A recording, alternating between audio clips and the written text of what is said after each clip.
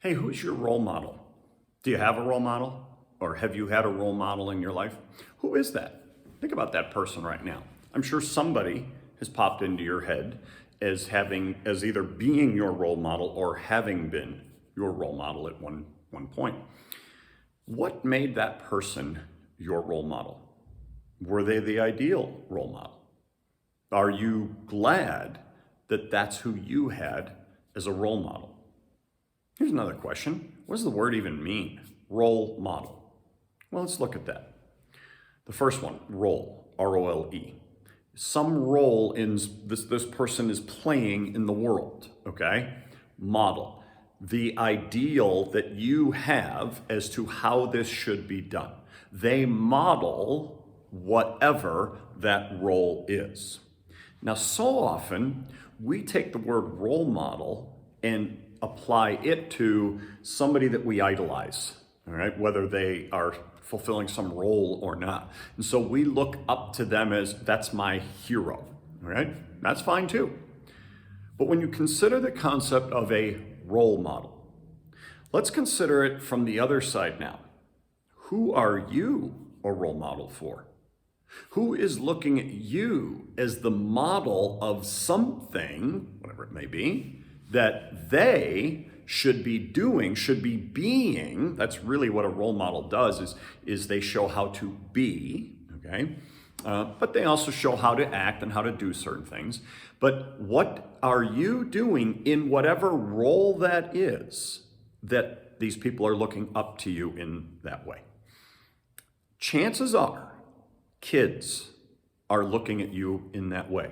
Chances are you are a role model for somebody in your life that is a young person, whether it's a student, whether it's an athlete of yours, whether it's a friend's child, whether it's your own kids. We should all be our role models for our own kids. But think about the concept of the responsibility that comes with being that role model. Because as you were thinking about who your role model was, or maybe still is, you were thinking about certain characteristics, certain behaviors, certain elements that they possess that made you go, that's who I want to be. That's the type of person I want to be. Well, guess what? That's what your kids, that's what maybe colleagues, there are a variety of people who you are a role model for, or might be a role model for. Are you doing things that are worthy of being that kind of a role model? This is a huge responsibility that we all have. There was a commercial many, many years ago, I think it was Nike, but I'm not certain of it, in which Charles Barkley, former NBA player Charles Barkley, said, "I am not a role model." And so it caused some controversy. His point was, parents should be role models. I'm just a basketball player. That was kind of the point.